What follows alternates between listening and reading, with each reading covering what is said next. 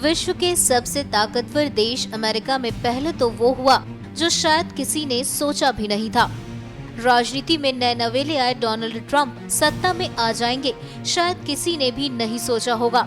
लेकिन अमेरिका की सियासत को यही मंजूर था और ट्रंप आज विश्व के सबसे ताकतवर इंसान बन गए।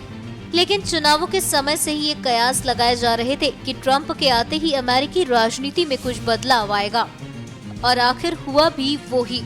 ट्रंप ने आते ही 7 मुस्लिम देशों पर अमेरिका में प्रतिबंध लगाकर हलचल मचा दी थी। लेकिन अब हाल ही में राष्ट्रपति डोनाल्ड ट्रंप के राष्ट्रीय सुरक्षा सलाहकार माइकल फ्लिन ने इस्तीफा दे दिया है। रूस के साथ कथित संपर्क की वजह से फ्लिन पर इस्तीफा देने का दबाव था। माइकल फ्लिन के बारे में खबरें थी कि उन्होंने ट्रंप के सत्ता संभालने से पहले अमेरिका में रूसी राजदूत से प्रतिबंधों के संबंध में चर्चा की थी, जिसे विदेश नीति का उल्लंघन माना गया था। आपको बता दें कि 1 महीने के अंदर ही ट्रंप प्रशासन के लिए ये एक दूसरा बड़ा झटका है। 7 मुसलमान देशों से आने वालों पर उनके लगाए प्रतिबंध पर अदालत ने रोक लगा दी और अब ट्रंप के बेहद करीबी समझे जाने वाले माइकल फ्लिन को भारी दबाव के अंदर इस्तीफा देना पड़ा है।